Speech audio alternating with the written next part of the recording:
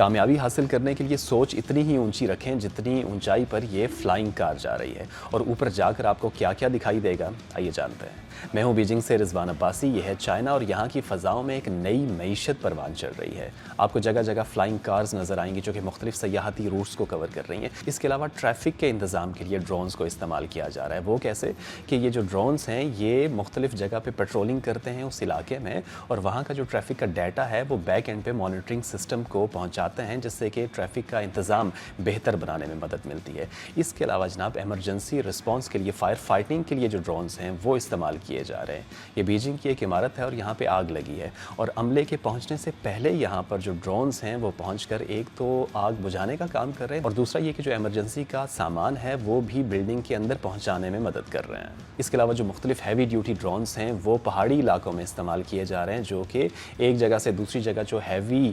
سامان ہے اس کو پہنچاتے ہیں، اور پھر یہ کہ اگر کسی پہاڑی علاقے میں ایمرجنسی کا سامان پہنچانا ہے تو وہ بھی یہ جو ڈرونز ہیں یہ پہنچاتے ہیں۔ پھر پہاڑی علاقوں سے جو اناج ہے یا پھر جو فروٹس ہیں ان کو مارکیٹس تک پہنچانے کے لیے بھی یہ ڈرونز کام کرتے ہیں۔ اچھا، پھر ہزاروں کی تعداد میں منی ڈرونز کو استعمال کرتے ہوئے چائنا کے جو مختلف شہر ہیں وہ ایئر شوز پیش کرتے ہیں۔ یہاں کے جو بڑے بڑے شہر ہیں ان میں آپ کو آئے دن ایسے جو ایئر شوز ہیں وہ دکھائی دیتے ہیں، جس میں ہزاروں ڈرونز کی مدد سے جو مختلف پیٹرنز ہیں فضا میں وہ بنائے جاتے ہیں، جو کہ شائقین کے لیے، لوگوں کے لیے بڑی دلچسپی کا باعث ہوتا ہے۔ اس کے علاوہ جناب پارسلز کو پہنچانے کے لیے جو ڈرونز ہیں وہ کام کر رہے ہیں۔ یہ تو اب بڑی ایک عام سی بات ہو چکی ہے کہ مختلف جو کمپنیز ہیں وہ کسٹمرز کے سامان کو پہنچانے کے لیے